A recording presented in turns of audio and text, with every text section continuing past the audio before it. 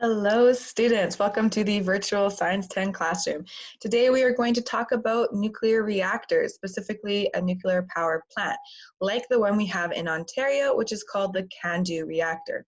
I'm going to share my screen here. You can have a copy of these notes or you can just follow along. So to talk about the nuclear power plant, we need to understand what the main mechanisms are behind it.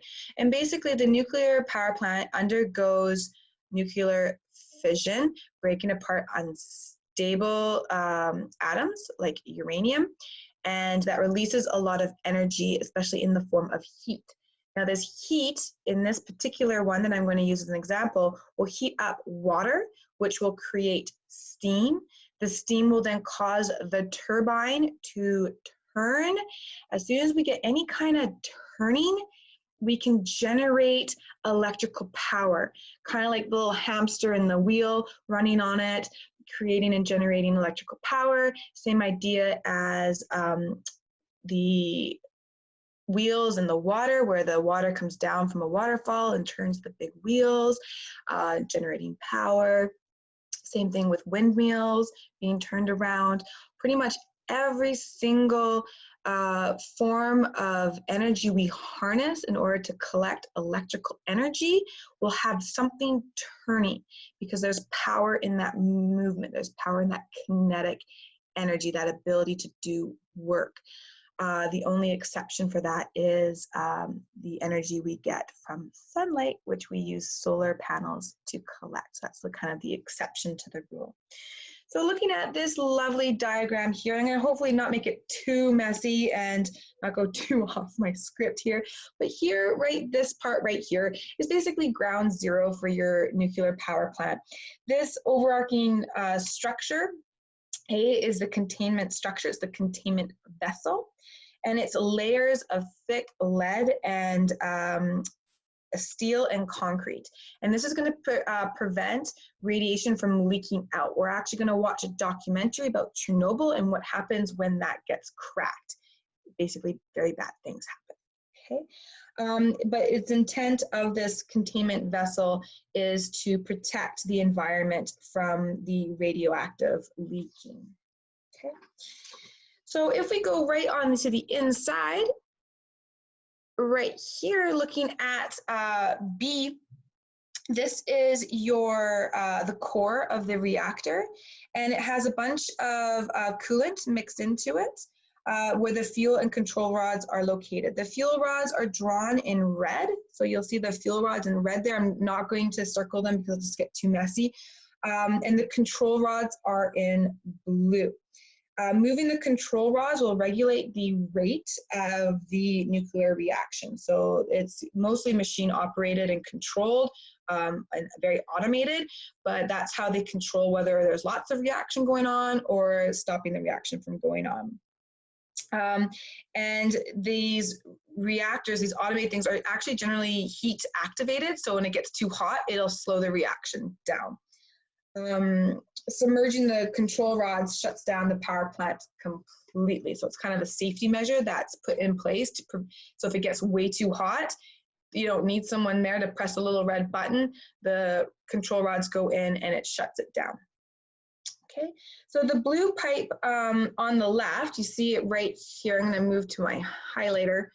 All right, so the blue pipe here that you see pumps the cold coolant into the reactor core, while the red pipe on the right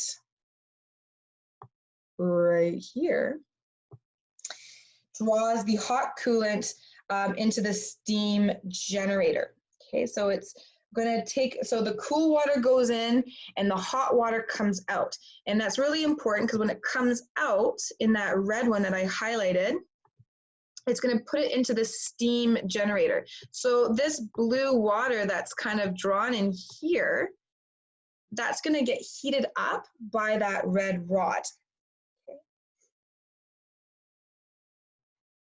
A little extra note that I had is that the coolant being pumped back into the reactor is crucial for the safe functioning of the nuclear power plant. It keeps it to a certain level of heat. If it got too hot, of course, big boom, and bad things happen. Okay, so the steam generator, this one right here that I've already circled in black, and now I'm recircling in blue, just apparently for the fun of it, that's gonna cause the water to boil, and when water boils, it goes from a liquid to a gas. That gas is steam. That steam is going to go through that pipe that is that is not highlighted, that is going to be highlighted. That's going to send the steam into the next portion of the power plant that we're going to talk about.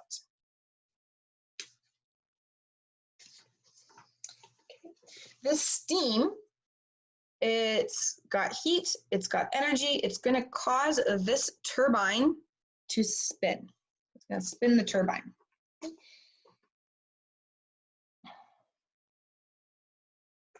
So down here, the steam, once it runs out of heat, it will cool. And once steam cools, it condenses and it turns back into liquid water. And that liquid water is then driven back in to that steam compartment again. So it's kind of reused. It's just cycled over and over and over again. So it gets boiled into steam. The steam goes down, turns the turbine. That steam eventually condenses back into water. And then that water is pumped back into that steam compartment.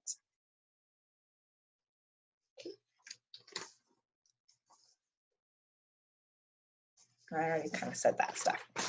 All right, so the coolant tower does what the name implies. So there's a little thing here. So if the water is really warm and hot, it's going to go back. It's basically going to help cool the steam even more. So it pumps water from a source, like a lake. It comes up, it gets heated